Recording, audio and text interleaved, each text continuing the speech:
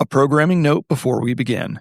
Last summer, we fielded and shared the results of a listener survey we call Collective Voice, designed to hear your thoughts on watch collecting, what you're into, what needs to change in the industry, and how you see the future. We shared the learnings on the podcast, the Collective blog, and with our partners in the industry. And now we'd like to get your thoughts once more at collectivehorology.com/survey. We promise it's a short one that only takes a few minutes, and the feedback you share will once again inform future open work episodes and allow us to advocate for enthusiasts with the watch industry. And to thank you for completing the survey, we're offering a very special gift. More details at collectivehorology.com/survey. Now on with the show. This is Open Work, a look inside the watch industry, a podcast from Collective Horology. I'm Gabe Riley, co-founder of Collective.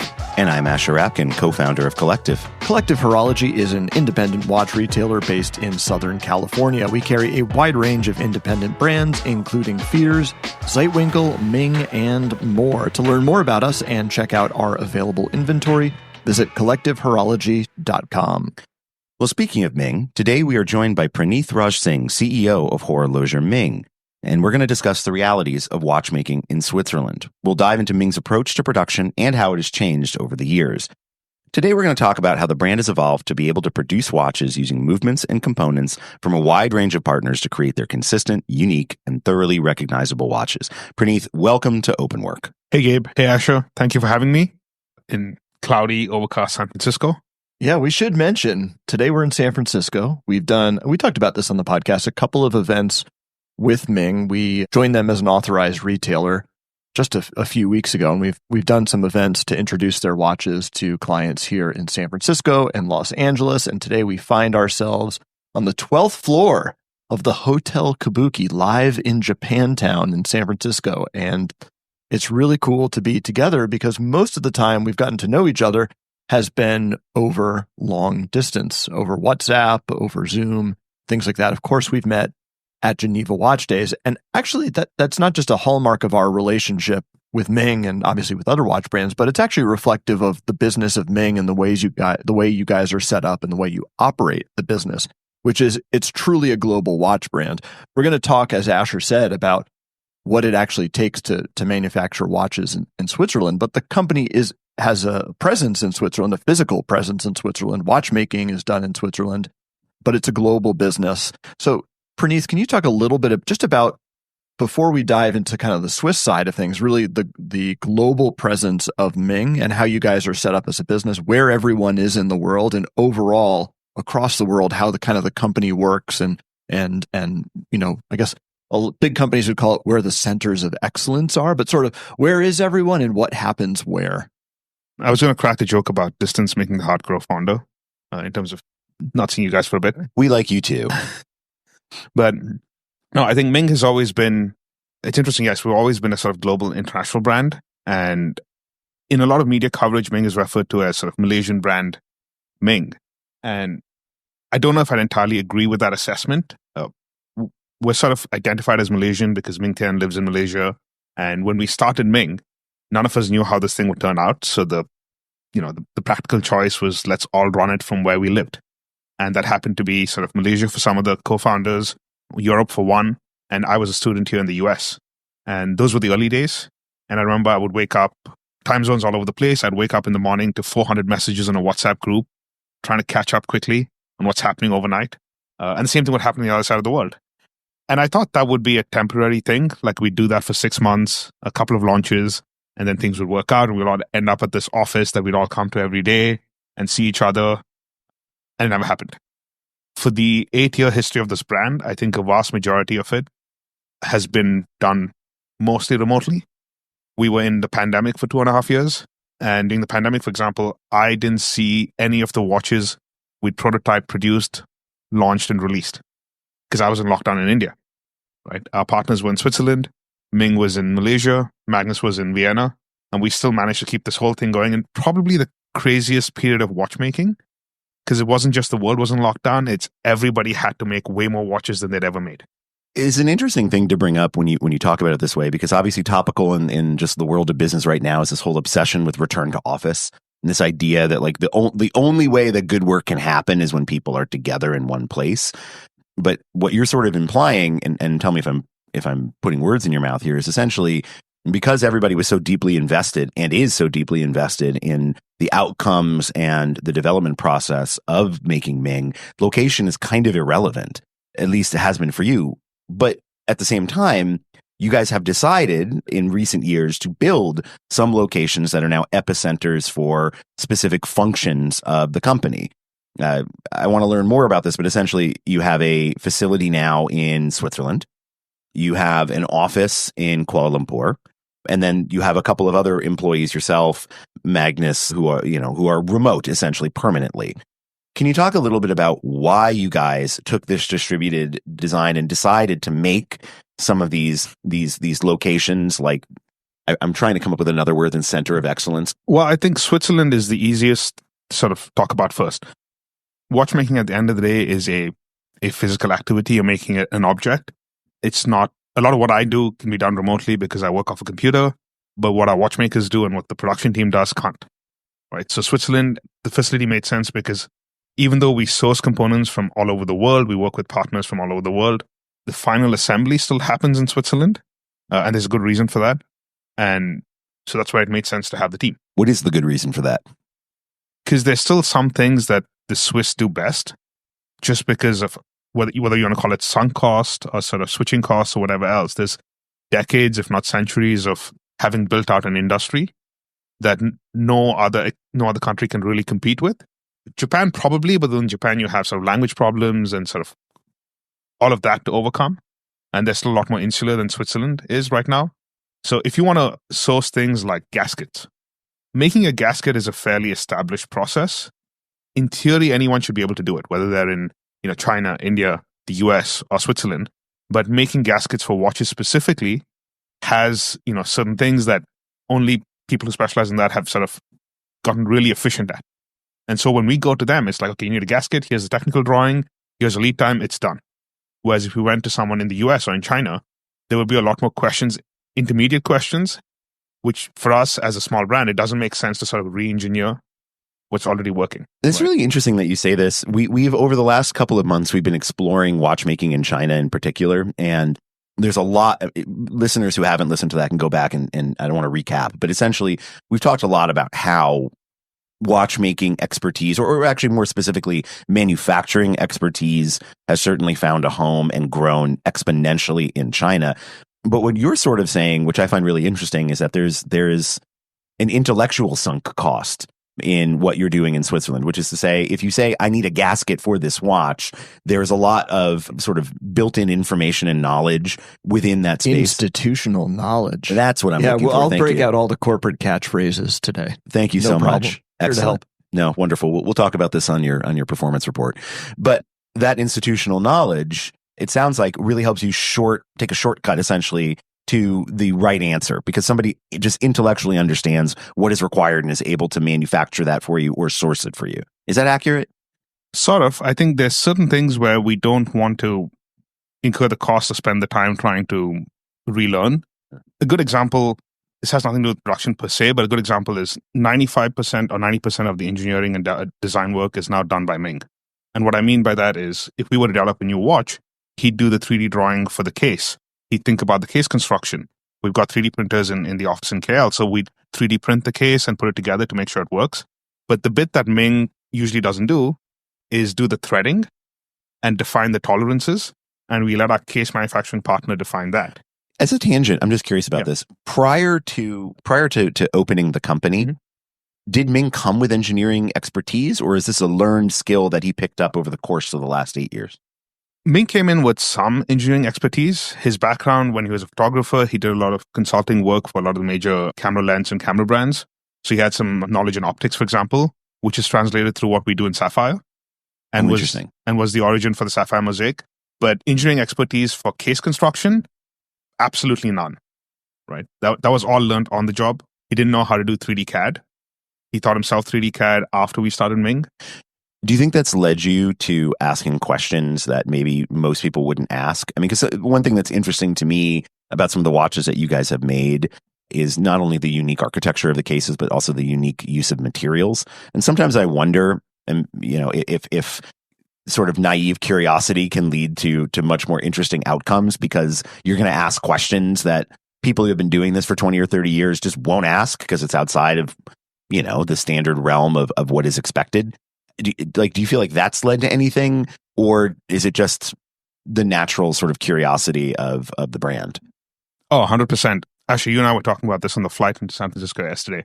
If either of us knew what it took to build our respective businesses back when we started this, would we do it? And I don't think the answer is clear cut. Yeah. Right. And I think the same thing that goes to watch design and watchmaking. If Ming knew a lot of the things that we've learned now in 8 years, would he have designed some of the watches the way we did it? Probably not. I think that ignorance definitely went a long way in us asking questions that other people sort of just assumed you shouldn't ask. And I don't know how much of that is lack of knowledge, how much of that is because you didn't start from a basis of formal education in watchmaking. Like any sort of formal education, there are always assumptions baked in, which we didn't come in with. In any creative pursuit, or really any pursuit, naivete can be a good thing, right? You don't come with baggage. You're not weighed down by constraints. You can think more freely and laterally. However, gaskets being a great example of this, sometimes the solution that already exists is the best one, right?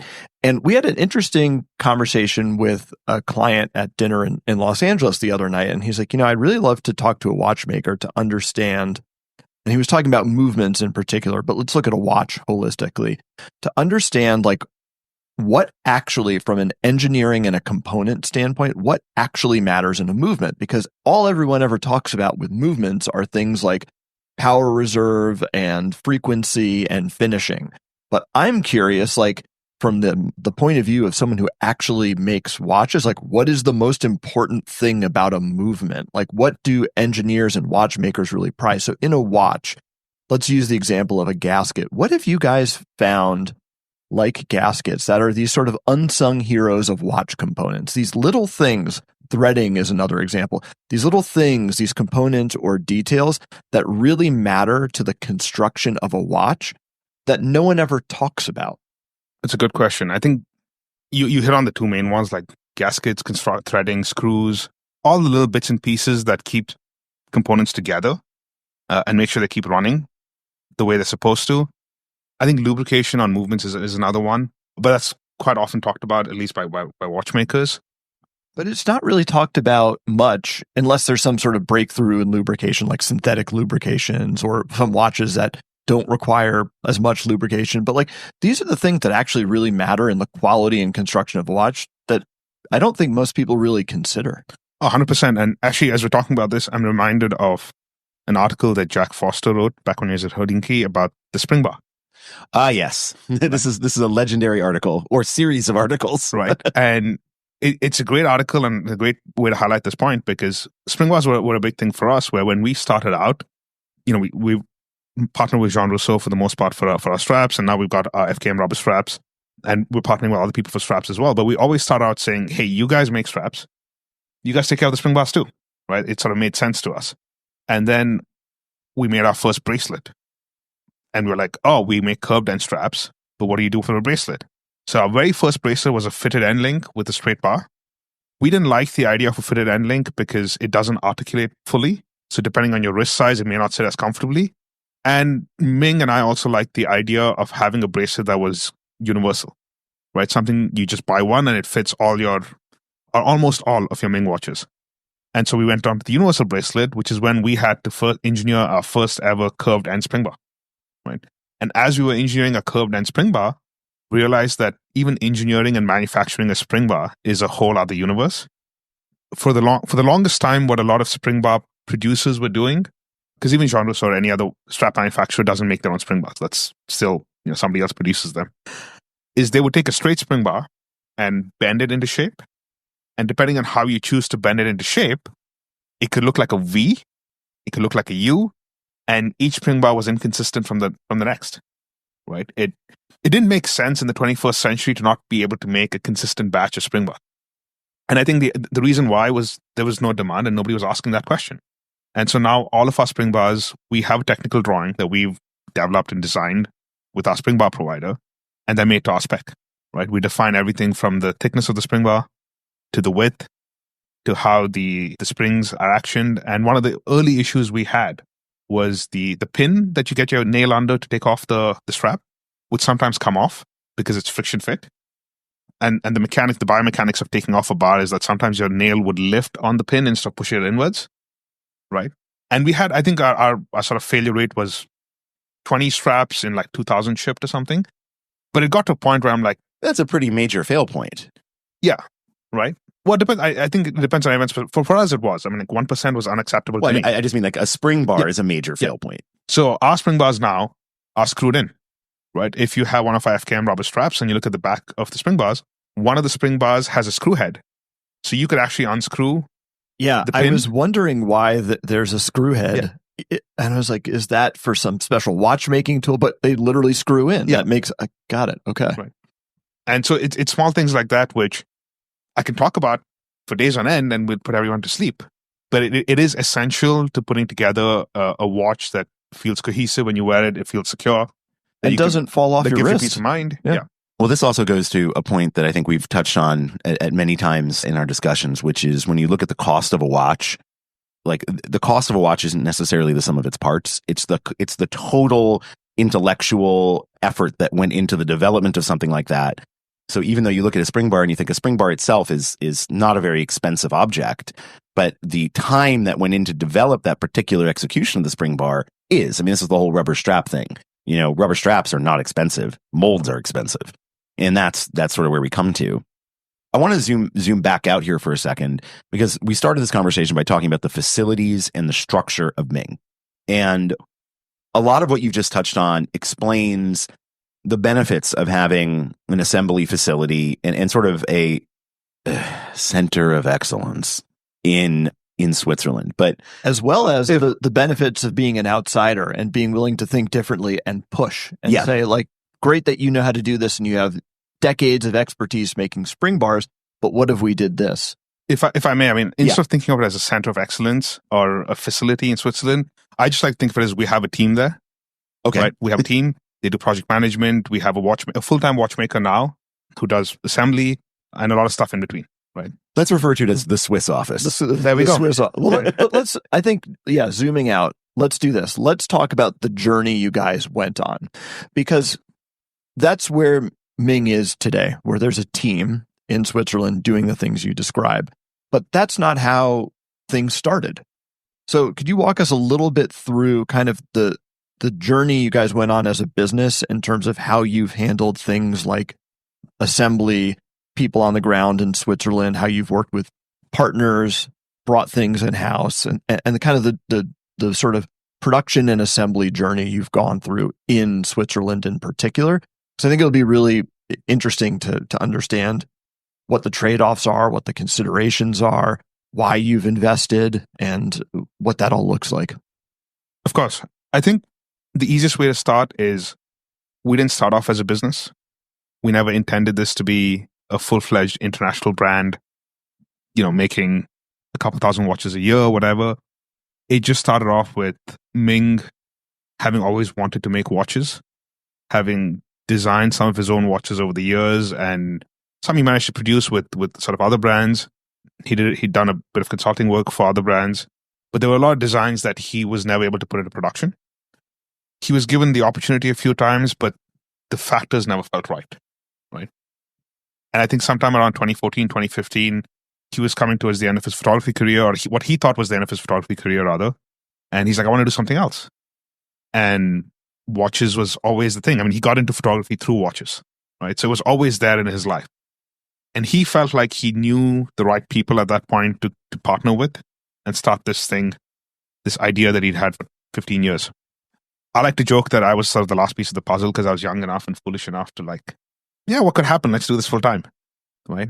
And so we started that way. It was 6 of us who just loved watches. We're like, hey, let's just make something cool, see what happens.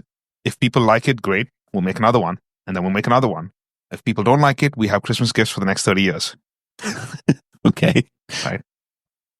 Design was always the bit that we've had from day one. Ming always knew what he wanted to design. It's evolved, obviously, and he's had new ideas and everything else. But he's always been clear about, hey, this is the next watch I want to make, or here's the next 5 watches I want to make.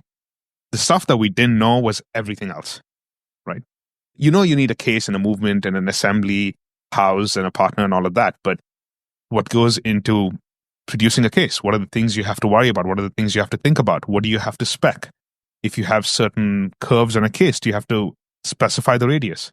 And I don't just mean lugs, for example, that flare out. I mean, even if you have transition between the bezel and the case band, how sharp do you want it to be, right? Do you want a 0.1 mm radius? Do you want a 0.5? Because that could be the difference between like, oh, this feels like a cut skin versus this feels so smooth that it feels a little melted and not like a sharp case, right? But you also don't have the financial ability to say, let's prototype every single radius of whatever and then pick the one we like the most. You kind of have to take an educated guess, right? There were all of these unknowns about supply chain. The very first batch of 1701 cases, we had to reject 80% of the components. And the case producer at that point, who we no longer work with, refused to take them back. They were like, you get what you get. Because we were, a no-name. We weren't even a brand at that point. We were nobody from nowhere trying to order these cases. And so that's where we built from. And now when we work, the kind of suppliers and the producers we work with and the partners we work with, the level of detail they're willing to go to for us, right? And the level of access they're willing to give us to their own suppliers, right, is incredible, which 8 years ago would never exist. And even from what I've been told in the industry is not normal, right? Well, you mentioned access. Yeah. And to me, that's a really interesting thing about Ming. If you look at most, and this is not true for every watch company, but if you look at most watch companies, generally speaking, they're either manufacturing their movements completely in-house. I'm not going to open that Pandora's box completely, but for the sake of this conversation, let's say in-house, or they have a third-party provider they work with. So I'm thinking, let's look at IWC, right, where the majority of their movements are manufactured through the Richemont organization, but they also use some Sellita movements. And those are sort of their partners. You guys are a bit distinct in a lot of different ways, but notably because you have multiple movement partners.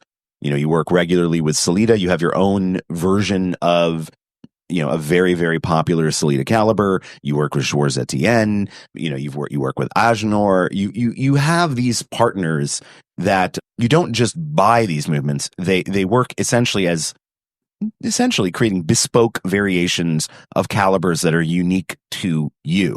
And that's just some of the people that you work with. I suspect there are others that you will work with in the future. But that's not what we generally see, like that level of diversity. So I'm curious, you talk about 7-8 years ago, I guess maybe 9 years ago, ordering cases and someone was like, here you go. They work or they don't, get bent. And that's kind of, where you started. Going all the way now to working with the titans of the industry who are actually really, I suspect, working to create the absolute highest possible output for you relative to other partners that are ordering stock calibers. Would that be possible if you didn't have a presence in Switzerland? The short answer is yes, it will be possible because we only opened our Swiss facility, the office. Center of Excellence, mid last year. Right. And we've been working with Agenor, for example, well before that, Schwarz Etienne well before that. So yes, it would be possible, but we were very quickly hitting limits on how involved we could get with each watch. And what I mean by that is, we partnered with Schwarz Etienne for the longest time and they've been great partners. And the way that partnership started out was we would design a watch and we say, hey, we really know what we want in the design, right? We don't have the bandwidth, the knowledge or the ability to do the project management and, the follow-up of every single supplier and every single component, because that could be between 25 to 40 suppliers, right? Let's partner with someone who's been doing this forever and knows how to do it and let them take control of that. And we just make sure it meets our design vision. And everything we've done, by the way, is led by design first. Ming will design a watch or a concept and we'll find everything else to fit it, whether that's a movement, a production technology, anything. And that also explains why we've had this wide range of movement partners, because we don't go in saying, hey, we could get X movement. Let's build 5 watches around it. It's, hey, we want to make a certain kind of watch. What's the best movement that can go into it? Can we reach out to them and see if they'd be willing to work with us? Does anyone say no to you? Not so much these days. But when we started out, yes. Right. When they did say no to you, what was the basis for it? I think before watch number 1, a lot of the basis for it was, we don't know who you are. You have you have sort of no calling card. It wasn't even like we were from the industry and we were leaving to start our own thing. We were completely new to it, right? After that, I think a lot of it was because what we'd ask for was too much work. And I think that's been the biggest frustration for Ming. And sometimes I need to highlight this to him is, Ming, there's a difference between not being able to do something and not wanting to do something. And the honest answer, and you know, I can completely understand why from a business perspective, but the honest answer is 80% of suppliers do not want difficult customers, no matter how cool the project is. Well, this is so, all right. So when I think about this in the context of like Agenor, you know, Agenor movements are quite expensive, and they're very, and by definition, an Agengraph is bespoke to the brand. So I understand how they would approach you potentially, or approach a partnership with you. But I'm really interested in Sellita, because the way that you guys make Sellita or rather, I should say, the way Sellita makes their calibers for you is. And correct me if I'm wrong, it's kind of unique. I haven't seen, I mean, you and I are both fans of Sellita and the SW 200 and 300. I haven't seen a Sellita caliber customized to the extent that I'm wearing one right now. I'm wearing a Ming Minimalist right now with the SW300.M1. I haven't seen a Sellita caliber customized to this extent. And that's my question. You know, when you look at that caliber, for example, that's a lot of work for Sellita. No doubt about it. What did it take to get them to that place where they were willing to do that? I don't know if I can give you a definitive answer. I think it was a mix of factors.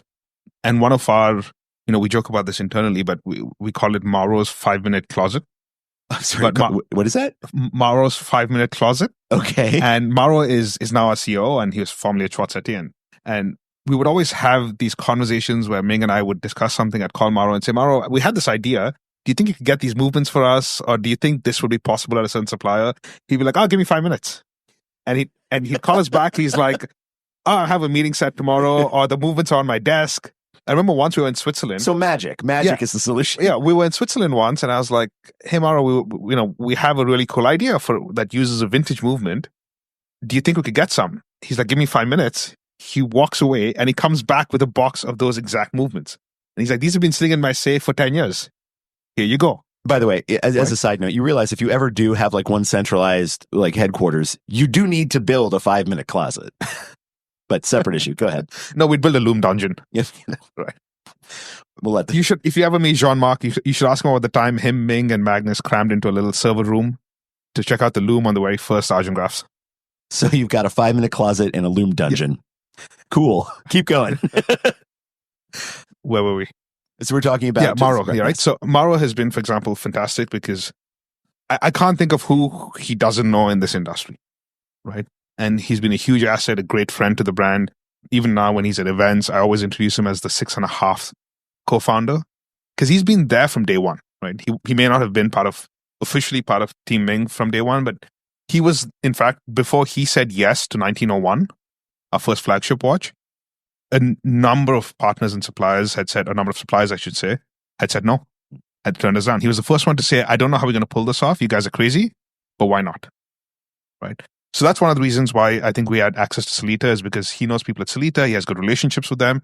The second thing, I think over time, as we've built our reputation as a brand, as people in the industry have seen what we've been able to do, there's also a degree of them coming to us and say, hey, we'd be curious for your take on this.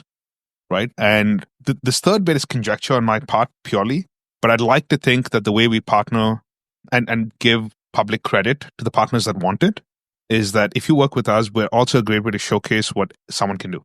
Yeah, I mean, this is definitely like that school of like the MBNF and Chapek and other brands that are like their school of thought, which is like we're not going to hide our suppliers, we're gonna champion them. And then for the supplier, it becomes presumably a case study, right? It's like what's possible with the SW. I would guess, I'm going to imagine, I'm making this up, although I think I did read this, that Sellita is looking to do more and more kinds of customization and a sort of more interesting kind of white labeled movements for brands versus just selling kind of base calibers, which they've been doing for a long time and built their business on. And they've done some really interesting customizations. They've built some interesting new movements. I'm a big fan of their mono pusher chronograph movements. I think they're really neat.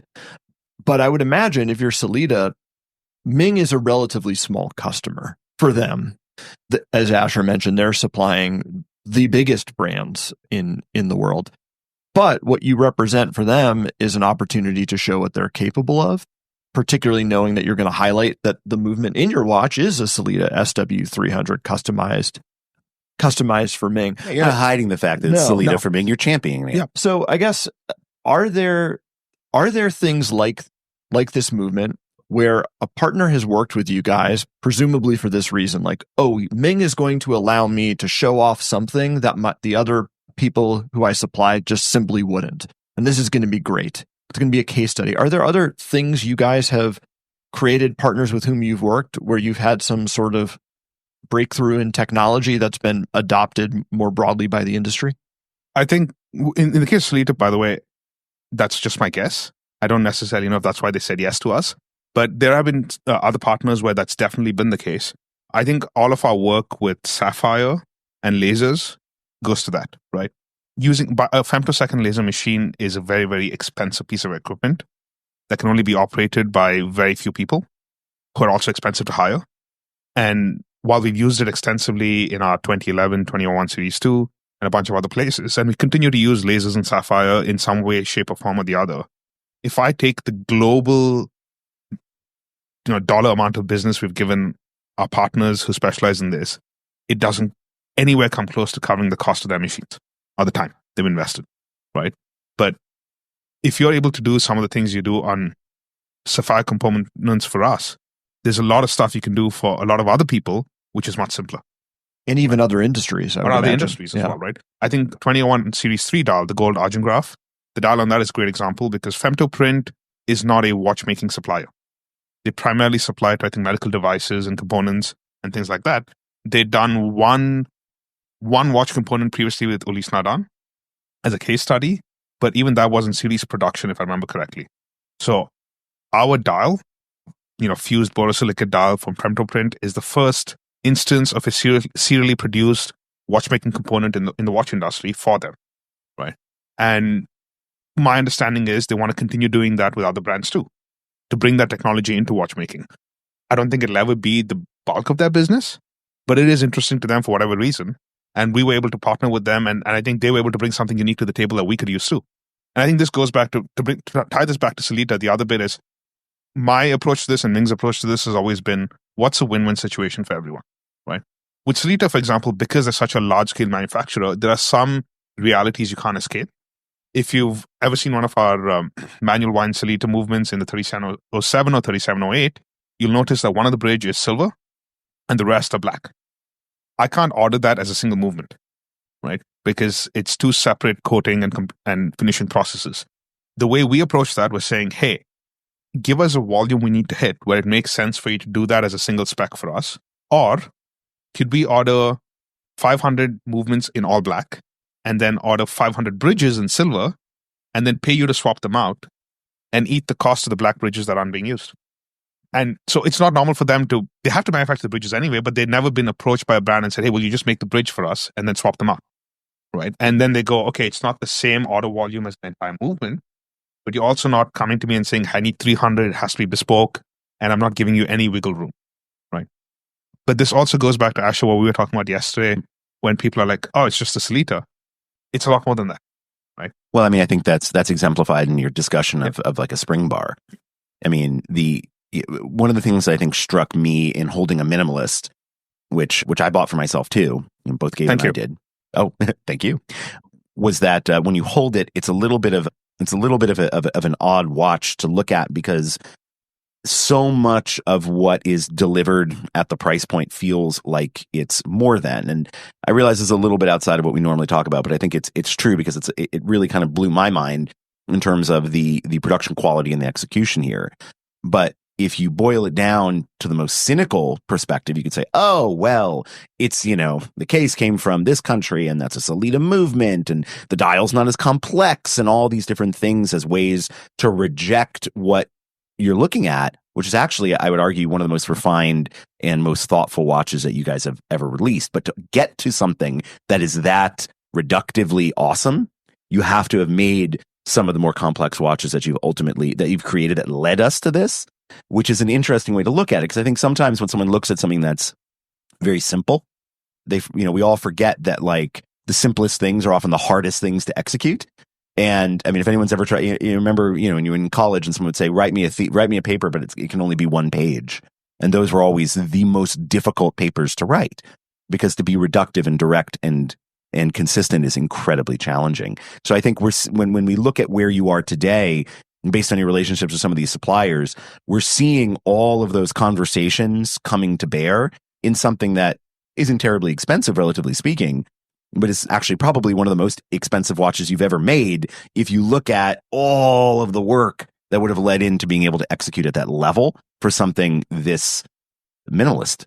Yeah, I imagine like when Asher and I, or the average person, looks at a watch like the Minimalist, which is your time-only piece, which is meant to always be available. Most people will look at it and be like, that's a very straightforward time-only watch. However, I would imagine when you look at that watch, you see the story of how you've worked with partners to improve case construction and tolerance. You look at how you've worked with partners to do interesting things with Sapphire and with Luminova. You've looked at how you've approached suppliers and movement partners to do customization. And so it really kind of tells, it may be the most simple watch in some sense, but rather than being a dumbing down of Ming, it's actually a distillation of all of these things you've navigated in development and production. So I've got one question about that, which is, you talked about partners vetting you, right? No one wants a difficult customer. Asher and I can relate to that. But one of the things that COVID pointed out was how fragile supply chains can be, and how if there's just one fail point in a supply chain, it can throw the whole thing awry. So I would imagine, while you've had partners vet you, you too have to vet partners and have probably learned quite a bit about how to feel out a new supplier you're working with to make sure things will work. So great that there's a 5-minute closet, but that 5-minute closet represents a ton of institutional knowledge that Morrow has, right? What are the things that you're looking for that would never occur to us when you're considering working with a new supplier? What are the red flags that make you, before you even engage them, turn around and walk away? If I'm honest, I don't think there is any secret I have that I can share. I mean, there's all the common ones, like if a supplier is too enthusiastic to agree, that's also a red flag. I think what I've accepted after a lot of painful experience and a number of lessons is that if you produce something that's a physical product, whether you're making watches or cars or even food, there's always going to be delays, right? Things will always go wrong because such is the nature of production, I guess. So I think what I try and look for is partners who I can have a conversation with when something goes wrong, and whose attitude is, it's us against the problem, not you against me. Right. I like that. That's a really good structure. Right. And if I can add, I mean, I know this is not relevant to our conversation, but it's the same thing when we decided to start working together, right? Ash and I had this conversation where I'm like, all right, let's drop like a simple term sheet that defines how Ming and Collective will work together. But we didn't, engage lawyers or spend how many ever thousands of dollars or hours drafting documents, because I'm like, listen, something will happen tomorrow when we start working together where customer's not happy, mistakes happen. I just want to know I can pick up the phone, call Asher and say, hey, this happened.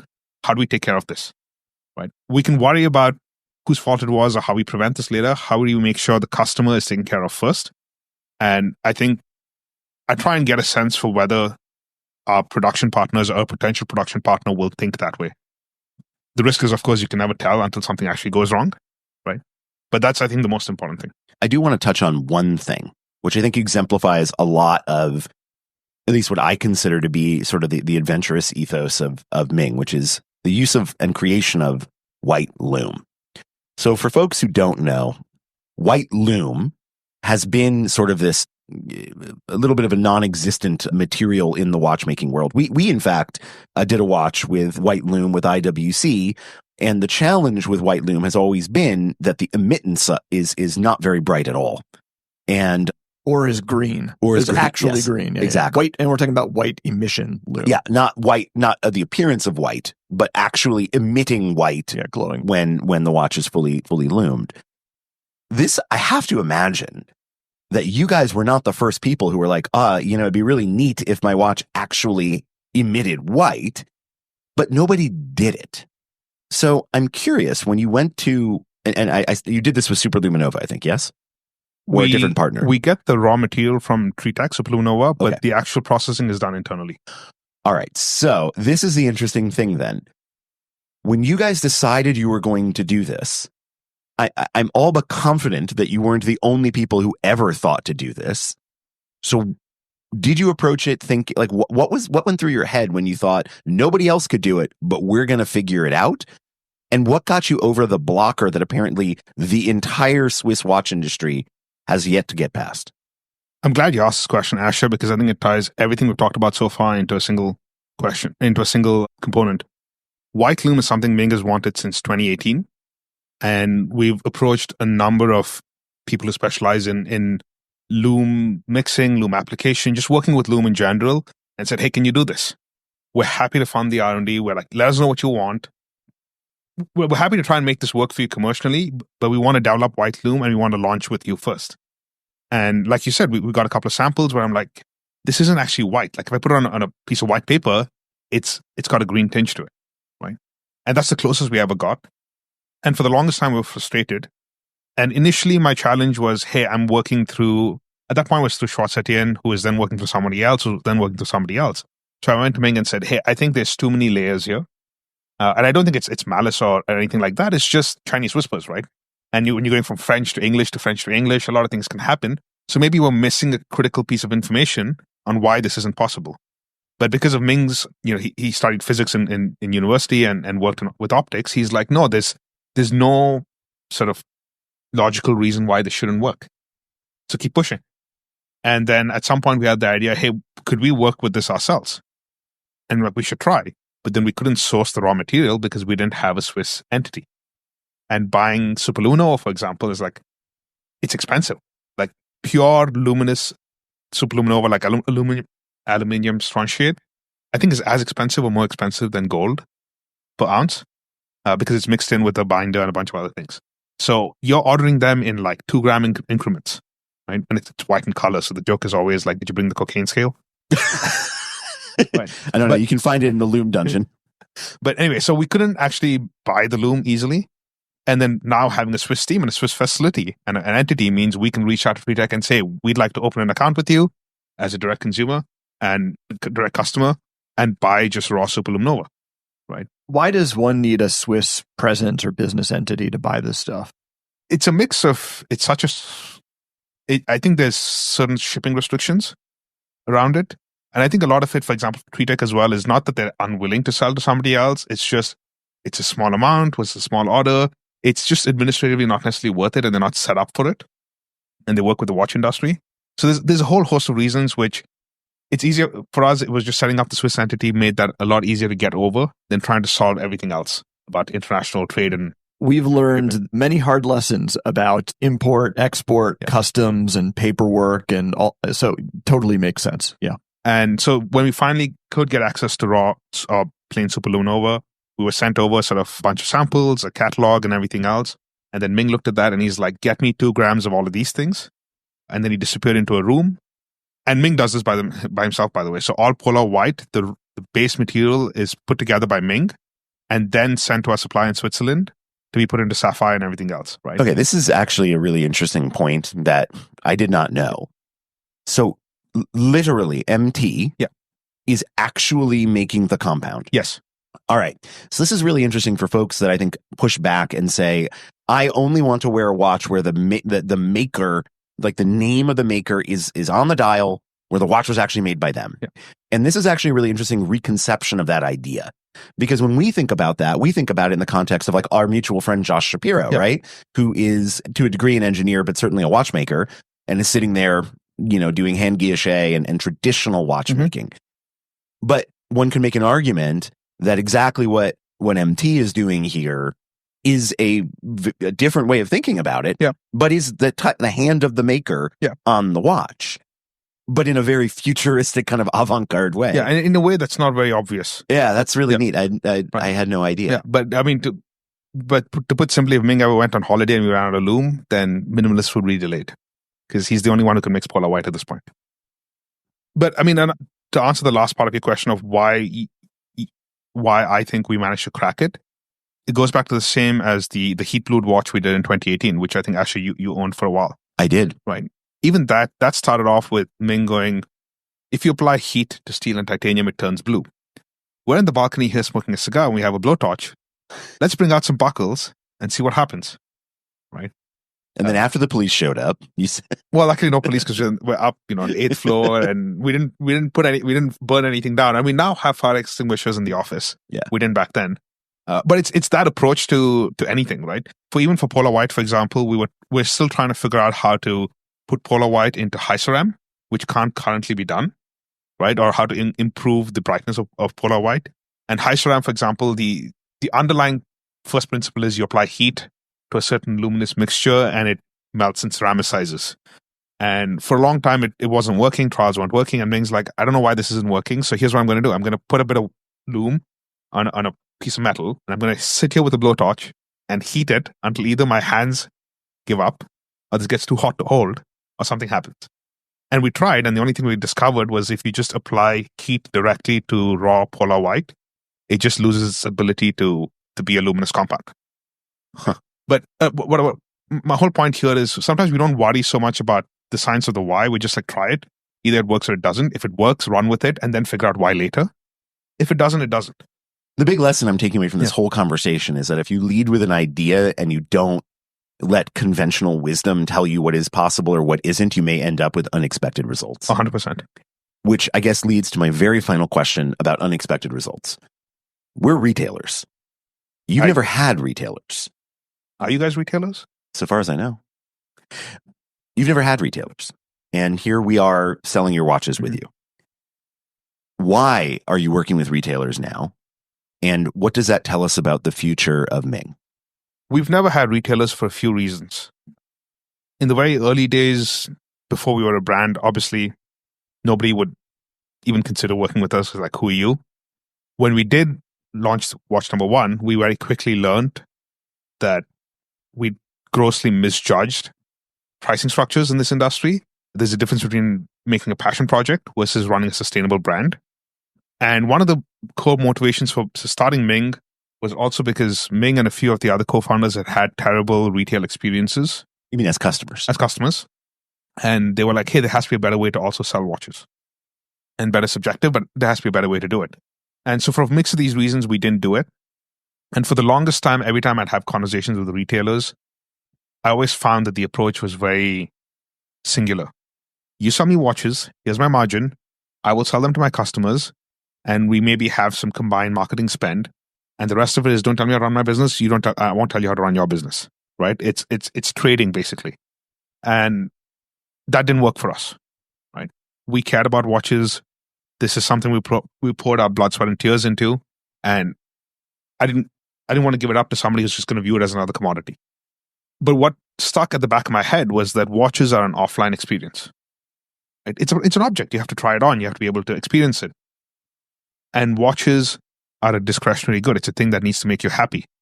It's a conversation in a lot of ways with other collectors, with the brand, with everything else, which meant making access easier was important to Ming evolving as a brand and establishing itself as a brand in the long run. Right. So I felt like we needed to have some form of change in the way we did distribution, access, all of that. It wasn't necessarily retail. The other option was, okay, go and open your own boutiques, which for its own host of reasons doesn't make sense. And I think my conclusion was, hey, just have the conversation with people, right? Just the way we built Ming and the partners we met along the way on the supply side. I'm sure there are people on the retail side that are rethinking how this works, that think differently about how selling watches should be. And that's where it started from. And, we initially met through Josh. We had very few conversations before we sort of agreed to work together. But I think along the way and feedback from other sort of customers of Collective and everything else it was a good experience. You guys are collectors too. You enjoy watches too, right? So you're selling watches in a way that you would want to be sold to, right? Yeah. I think that's fundamentally it. I think this is a perfect place for us to say thank you and for us to wrap today. Well, thanks, Praneeth. And thank you for listening. Openwork is a production of Collective Horology. You can find us online at collectivehorology.com. And of course, you can find our guest, Praneeth Rajsingh, at ming.watch. To get in touch with any questions, feedback, or suggestions, just email podcast@collectivehorology.com.